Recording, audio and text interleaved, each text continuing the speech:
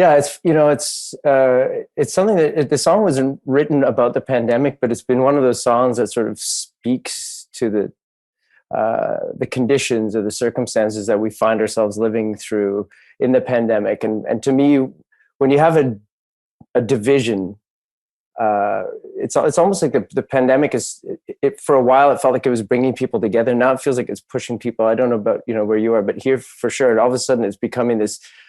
It's like driving a wedge in between people and pushing them further apart.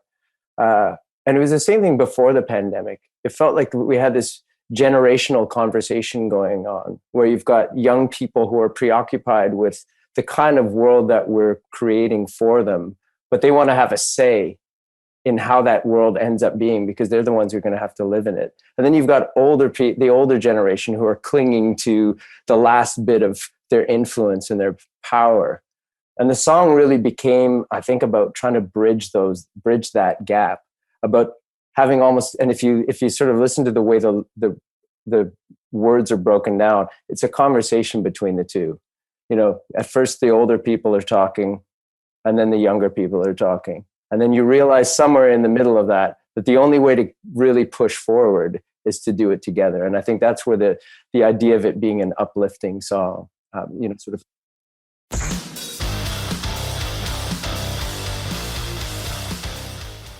In the middle.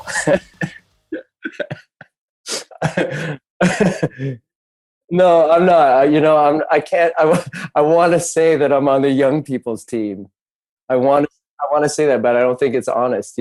I'm the bridge now, and I think maybe in a strange way, for the first time in my life, that's why I took on this sort of challenge of trying to write a song like this, because I always identified as being one of the sort of young up and coming generation. But now I find myself, if I'm honest, with this sort of, I'm not quite in the one camp, but I'm also not quite in the other camp. I go out and I put my denim jacket on and I get on stage and play rock and roll every day, but I also drive my kids to school and to soccer practice, So I'm a bridge. And sometimes the people who form that bridge need to speak out and say, hey, this is what I see from my perspective. Because I still feel young. I still feel you guys. I know what you're trying to say. And I still kind of recognize what it's like to get older and think time slipping away from you. It doesn't mean that the two sides can't meet somewhere in the middle.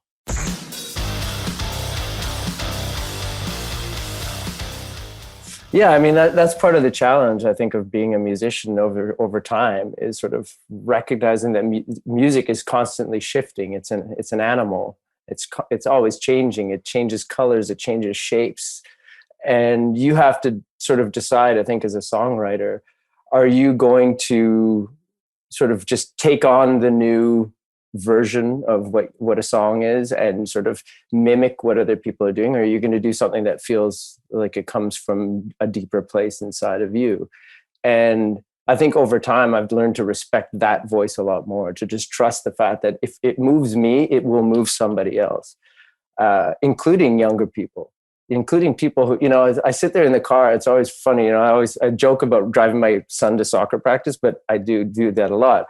And one of the great things for me is seeing him respond to a new song. It could be anything. It could be like Jay-Z or Beyonce comes on the radio, but then he'll hear a Ramones song or a Clash song, and he'll have just as much he doesn't know what's new and what's old, but he has just as much of a sort of response to that. And that gives me a lot of, not confidence, but I find that, I'm happy to see that, because I still love rock and roll music. I still love hearing loud guitars in music. And I think that young people, when they they just don't hear it enough, quite honestly. But when they do hear it, you can see it has that same visceral response and evokes that same kind of emotion. And so, yeah, I'm just not giving up on guitar riffs and loud drums,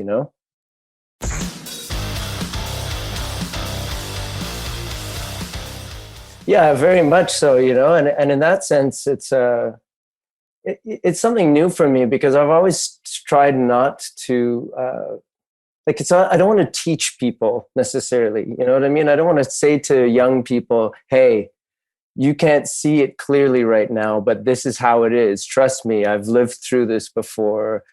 But there's, I don't feel like that kind of, sort of grandstanding as a songwriter serves anybody, especially not young people who, as you know, and everybody knows, you do have to live life on you have to get through it on your own in so many ways. You have to learn these lessons on your own terms. But I do feel like once in a while, you have to have that sort of reminder that you only get to do this one time. You only have one chance to really enjoy the precious years that you have. And I think having kids of my own just drove that lesson home for me, to the point where I'm willing to admit that, and I'm willing to write songs about it, So that song ended up being, it was difficult to write for me because it's very personal, it's the sort of going through your own memory banks and pulling out images of things that you've lived through, knowing that I don't know you, but I know that we've had similar experiences when we were young, and I know that person walking down the street, we all share these sort of common memories. And I just wanted to sort of lay that out in a song and have other people just find some kind of joy and just feeling of, of allowing those memories to just kind of lift them up a bit.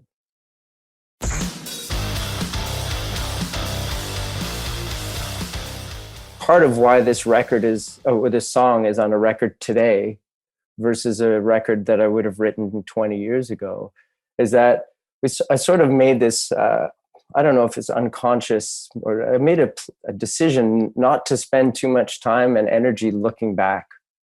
And that's, in my mind, what it took to be in a rock and roll band and to keep moving, was always to think more about what's around the next corner instead of celebrating everything that you've done before. And I do feel that kind of focus on the future rather than what's behind has helped us to keep going and to keep finding new music and to keep performing every night.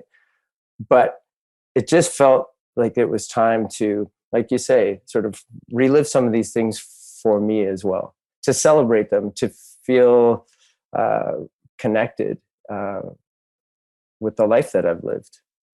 And again, to hope that in putting that out there in a song, that you kind of find you find friends in a community of people who have lived the same types of experiences.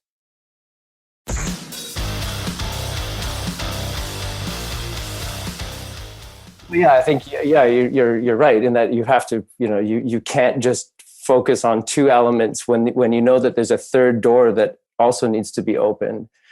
You can't just dwell on the past or be focused completely on the present when you know that there's somewhere else that we're all heading to, whether we like it or not. And it's what version of that future is it? And to me, the idea of the song is sort of about walking out your front door and walking out into the world and looking under every stone, opening every door, not knowing what you're going to find, but somehow in that sort of that adventure and that opening yourself up to chance, random chance and possibility, that you find something that gives you a reason to keep going and to move forward into the future. And then, the song is sort of a bit of a fantastic journey in a way, a journey inwards, a journey outwards. Very much, I love travel and escape and walking out into the world. And I love that idea of not having a fixed plan and a fixed route, and just sort of, throwing yourself out into the world and seeing what the future holds for you. So I felt that was an important counterbalance in this record to shift the focus away, again, like you say, from the nostalgia, from confronting your present emotions and your present circumstances, towards just this thing that's wide open and full of potential.